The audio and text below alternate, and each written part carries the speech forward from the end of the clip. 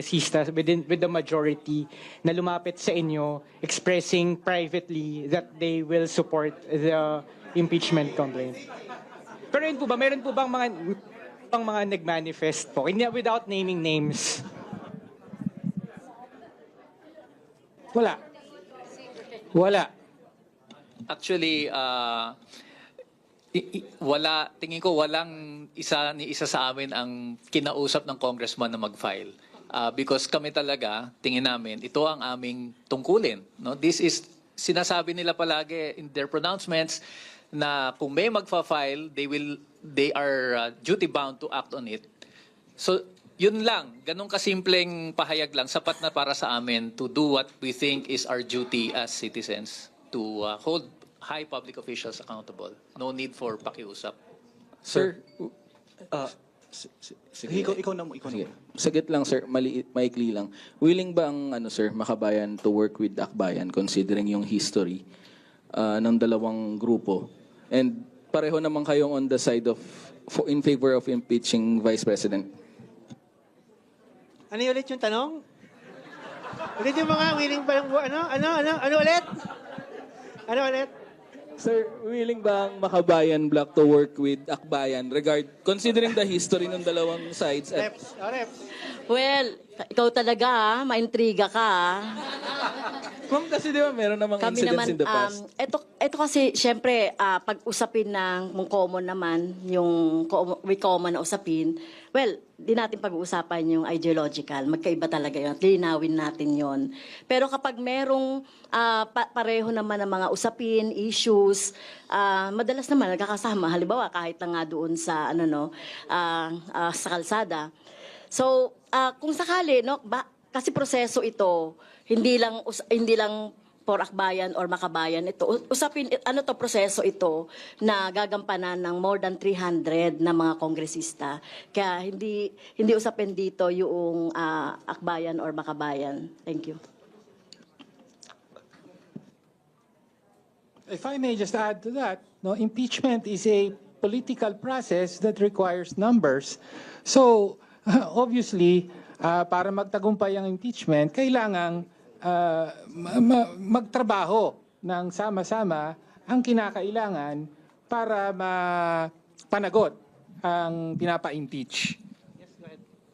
Hello, question ko lang. Kailan po nagsimula yung drafting ng impeachment complaint at bakit ngayon lang po? Kasi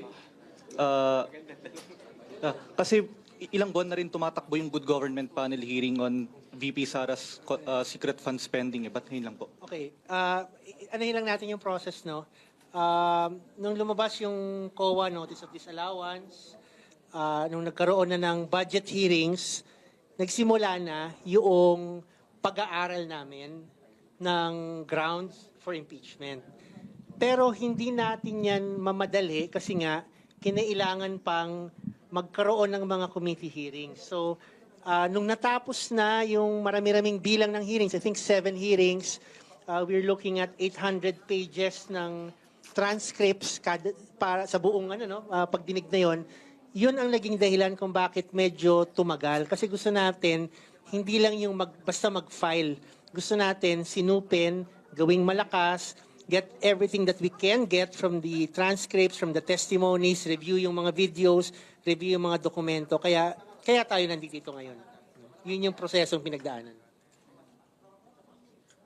Follow-up lang po. For the minority bloc po, nagsimula na po ba yung lobbying efforts natin to get support nga rito sa impeachment complaint natin? Hindi pa tayo nagsisimula sa ganun, pero itong ating impeachment complaint din na i-endorse ay bibigyan din natin yung mga kopya nito sa ating mga kapwa mambabatas, kasama dyan ang mga colleagues natin na nasa minority coalition. Although, then again, ang minority ngayon sa Kamara ay nasa 20, kasama na dyan ang 3 from Makabayan, kaya ibig sabihin, tatrabuhin din talaga natin na makumbinse pa yung iba labas dun sa minority coalition. And the reason we have 75 complainants, lahat sila ay bahagi ng mga kakalampag, kakatok, makikiusap sa kanilang mga kongresista para suportahan itong impeachment complaint. So lahat yan po, sila ay kasama dun sa mga maglalabi at kakatok, mga ngalampag sa mga congressman. Hanggang sa Senado, sila din po ay mga ngalampag. So, hindi na lang ho kay BBM kung gagaling yung mga text sa congressman. Yung mga complainants magte-text din po sa congressman na ituloy yung impeachment. So okay na po siguro. Hingi kami ng paumanhin kasi kailangan po namin tapusin yung pagpirma. No, marami-rami pong bilang po yung pipirma pa. Tapos pupunta po kami sa North Lounge Extension. North Lounge Extension. So by 2 p.m. po, nasa North Lounge Extension po kami.